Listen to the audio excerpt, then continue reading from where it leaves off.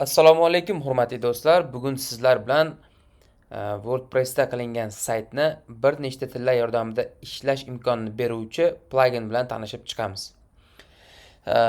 Eslatib o'tamiz, ya'ni multiyazычный sayt qilish uchun WordPressda bir nechta plaginlar mavjud. Aytaylik, WPML, Polylang va shular qatorida bir nechta plaginlar ham mavjud. Bugun sizlar bilan Polylang, ya'ni saytni bir nechta til, ya'ni o'zbek, rus, ingliz tillarida va boshqa tillarda ishlash imkonini beruvchi plagin bilan tanishib chiqamiz. Ko'rib turganingizdek, WordPressning adminka qismi, ya'ni siz saytingizni o'sha qilayotgan paytingizda, ya'ni adminka tomonidan tayyor bo'lgan saytingizni, ya'ni men tavsiya qilaman, avvalambor birinchi navbatda saytni qaysi tilda, ya'ni odatiy qaysi tilda bo'ladigan bo'lsa, o'sha saytni, ya'ni o'sha tildagi stranitsa, ya'ni sahifalarni, yangiliklarni, ya'ni yoki internet magazin bo'lsa, uni tovarlarini, ya'ni mahsulotlarini qo'shib, ya'ni bitta tilni, ya'ni yoki rus tili bo'lsin, yoki o'zbek tili bo'lsin, yoki ingliz tili bo'lsin, ya'ni odatiy по умолчанию til, o'shani tugatib olgandan keyin qo'shishni maslahat beraman. Shunda o'sha ish tezroq bo'ladi. Ya'ni siz bitta tilni tugatib bo'lganingizdan keyin ikkinchi tilni bemalol qo'sha olasiz. Xo'p, buning uchun bizga qaysi plagin kerak bo'ladi? Buning uchun bizga aytib o'tganimdek, WPML plagin ham juda yaxshi, lekin men odatda Polylang plagini ishlataman. Polylang plagini. Xo'p, bu plagin tekin, ya'ni tekin versiyasi ham, pro versiyasi ham bor. Siz bilan biz ishlatishimiz uchun tekin versiyasi bemalol biz aytgan vazifalarni bajarib beradi. Xo'p, pluginlar bo'limidan qidirib Polylang deb yozamiz va ustanovka qilib olamiz o'zimizga, ya'ni o'zimizning saytimizga. Xo'p, e'tibor beramiz. Polylangdan tashqari yana bir nechta pluginlar bor, ya'ni WPML plugini, yana bir nechta o'sha translate pluginlar bor. Xo'p, ustanovka qilganimizdan keyin bizda mana shunday oyna ochiladi. Ya'ni bu yerda biz odatiy, ya'ni odatdagi, ya'ni по умолчанию tilni tanlab olishimiz kerak. Aytaylik, bizda по умолчанию tilimiz aytaylik o'zbek tilida, ya'ni birinchi tilimiz o'zbek tilida bo'la qolsin. Xo'p, tilni qo'shamiz. Endi ikkinchi til, ya'ni keyingi qo'shadigan tilimiz, misol uchun aytaylik rus tili bo'lsin, rus tilini qo'shamiz. Yana aytaylik ingliz tili, ya'ni ingliz tili qo'shadigan bo'lsak, ingliz tilini o'ziga xos, ya'ni British American bor, qo'shib продолжить deb bosamiz. Ya'ni 3 ta tilda bo'ladi. Bizda по умолчанию tilimiz o'zbek tili hisoblanadi. Endi bu yerda e'tibor beramiz, so'rayapti. Ya'ni media fayl tushayotgan, ya'ni har bitta yuklab olayotgan rasmingiz 3 ta tilda ham alohida rasm bo'lib yuklansinmi? Ya'ni o'zbek tilida qo'ymoqchi bo'lgan rasmingiz faqat o'zbek tili uchun, rus tilida qo'ymoqchi bo'lgan rasmingiz faqat rus tilida bo'lishi uchunmi deb bu yerda so'rayapti. Buni agar biz belgilab qo'yadigan bo'lsak, har bitta til uchun alohida rasmni ya'ni yuklab olishimizga to'g'ri keladi. Buni men tavsiya qilmayman, chunki bitta rasm 3 ta tilda ham bir xil holatda bo'ladi. Xo'p. Mana so'rayapti bu yerda qaysi tilni, ya'ni birinchi til qilib belgilaysiz deyapti. Biz o'zbek tilini belgilaymiz. Mana shu yerda belgilay oladigan bo'lsak, hamma narsa tayyor bo'ldi bizda va endi biz konsol qismiga o'tsak bo'ladi. Endi e'tibor beramiz. Bizda aytaylik, mana sahifamizda bosh sahifamiz bor.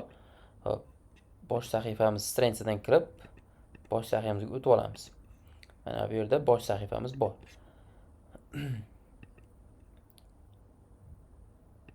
Xo'p, bosh sahifamiz mana shu holatda, to'g'rimi? Endi bu holatga, ya'ni bosh sahifamiz hozir bu yerda ingliz tilida ekan, tasavvur qiling, bu o'zbek tilidagi bosh sahifa deb hisoblaymiz.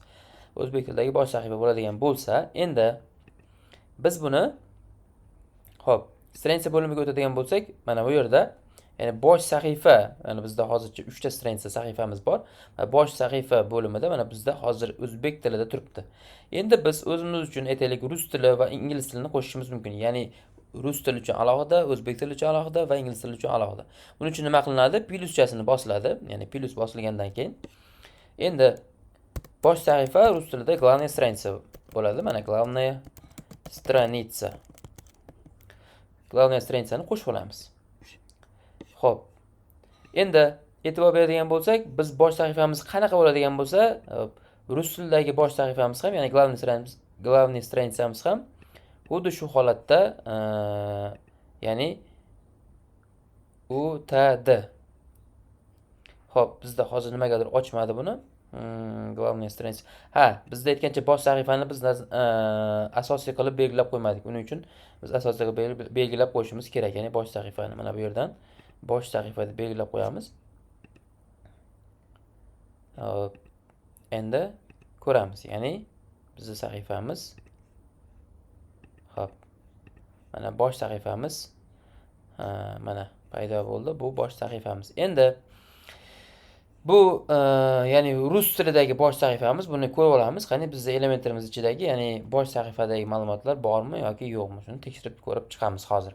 Odatda ya'ni o'zbek tilidagi tayyor sahifani rus tiliga qo'shmoqchi bo'lsangiz, odatdagi o'zbek tilidagi mana sahifani o'ziga mana odatiy qilib olib oladi.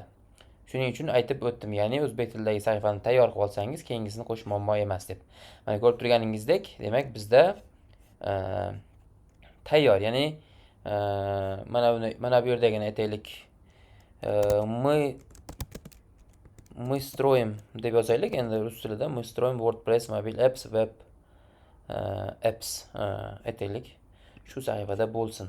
Endi xo'p, keyingisi ingliz tilida qo'shmoqchi bo'lsak, mana hozir o'zbek tilini biz o'zimiz uchun keling hozir o'zbek so'zini qo'shib qo'yamiz, ya'ni o'zbek tilidagi so'zlarni qo'shib qo'yamiz, anglashilmovchilik bo'lmasligi uchun.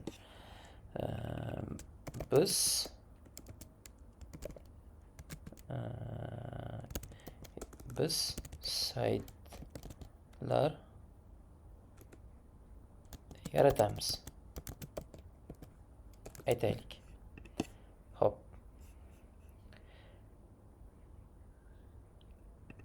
Endi bizda hozir rus va o'zbek tilidagi bosh sahifalarimiz mavjud.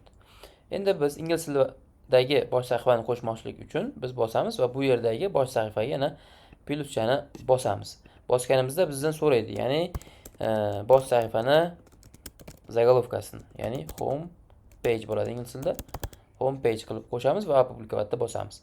Odatda aytib o'tganimdek, ya'ni home page'dagi ya'ni asosiy ekrandagi, o'zbek tilidagi ekrandagi ma'lumotlarni bu o'ziga oladi mana. Endi buni biz Elementor yordamida, ya'ni ingliz tili sahifasi ekanligini biz bilish uchun so'zlarni tarjima qilib qo'yamiz. Ya'ni we built WordPress. Buni o'zimiz uchun bilish uchun yozib qo'ydik. Endi bizga nimalar kerak bo'ladi? E'tibor berib turamiz. Bizda aytaylik bitta stranitsani ko'rib chiqdik. Ya'ni biz xohlagancha stranitsa qo'shishingiz va uni har xil tilda qilishingiz mumkin. Va bizda hozir bosh sahifani 3 ta tilda ekanligini ta'minlab qo'ydik. Endi e'tibor beradigan bo'lsak, bizga nima kerak? Bizga ya'ni saytni menyu qismi kerak. Menyu qismini ham 3 ta tilda qilishimiz kerak.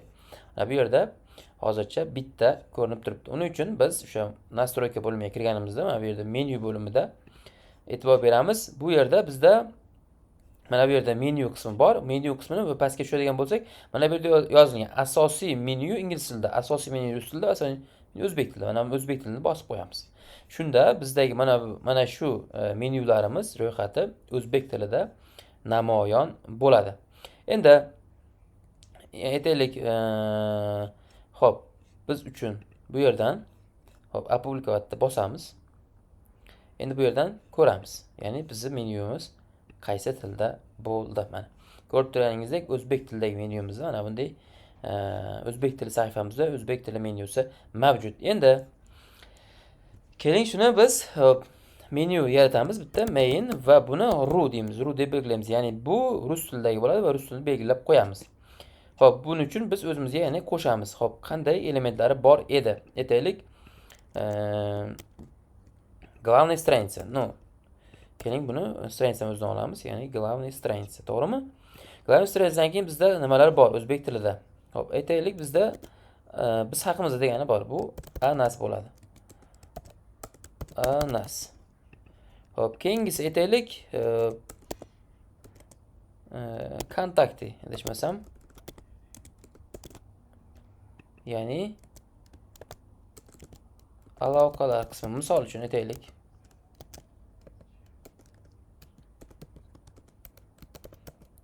Kontakti. Hop. Anas kontakti. Hop. opublikovать qilamiz. Bizda hop xizmatlar bor ekan, ish bor ekan, blog bor ekan. Ularni qo'shmabmiz. Keling, ularni ham qo'shib qo'yamiz. Aytaylik, blog. Hop, yana qanday bor? Bizda xizmatlar, ya'ni uslugi.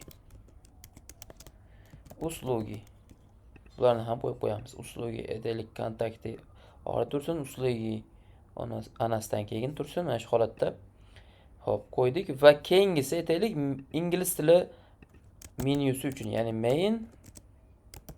main in. Hop, bu yerdan ingliz tilini belgilab qo'yamiz, endi o'zimiz uchun.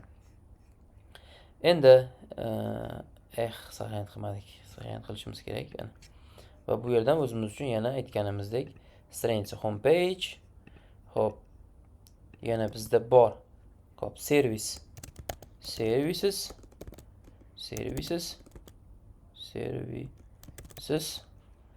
Hop, keyingisi anas, ya'ni about us.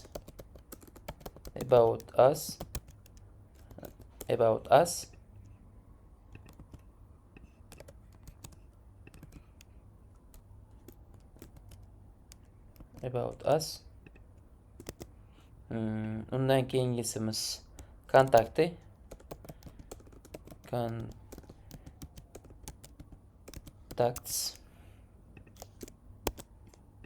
va blog. E'tibor bersangiz, men произвольный ссылка qilib yozib ketyapman. Agar siz stranitsangiz bo'lsa, bemalol bu yerdan stranitsadan belgilasangiz bo'ladi. Bu juda ham oson bo'ladi. Hozir bizda stranitsa yo'qligi uchun o'zimiz, ya'ni bemalolchani holatda yaratdik.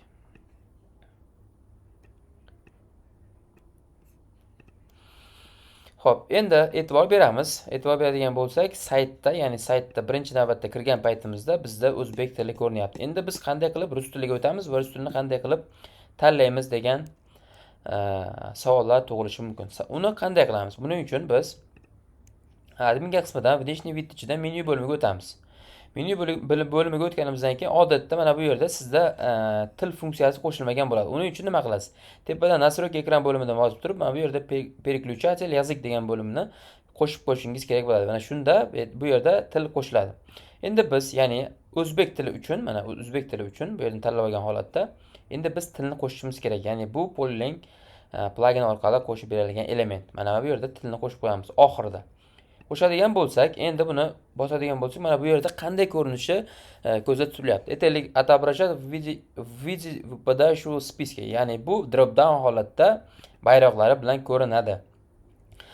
Bu yerda aytyapti скрывать язык без перевода. Ya'ni tarjima qilinmagan stranitsalarni yashiradi, ko'rsatmaydi.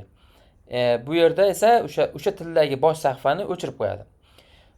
Xuddi shunday holatda biz saqlanish menyuni bosamiz va menyuga saqlab qo'yamiz. Endi bu ishni har bitta menyu uchun qo'shib chiqishimiz kerak bo'ladi. Chunki ingliz tilida ham bu narsa bizga kerak bo'ladi. Shuning uchun bu yerdan belgilab, mana bu holatda ingliz tili va rus tili uchun ham qo'shib qo'yishimiz kerak bo'ladi. Mana bu yerda osongina qo'shib qo'yamiz va bizda hozir sahifamizda ko'p tillik funksiyasi qo'shilgan bo'ladi.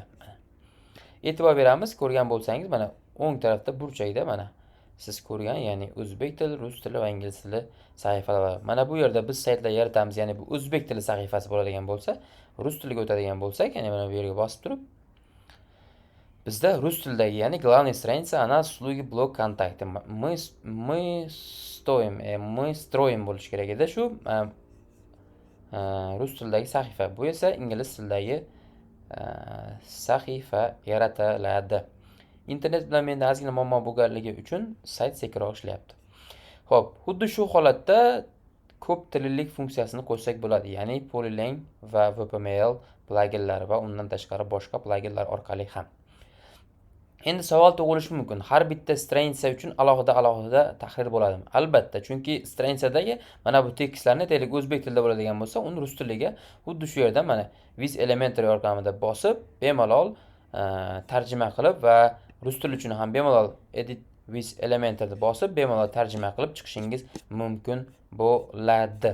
Xuddi shu holatda tillar ya'ni qo'shib chiqiladi. Agar savol va taklif bo'ladigan bo'lsa, bemalol murojaat qilishingiz mumkin.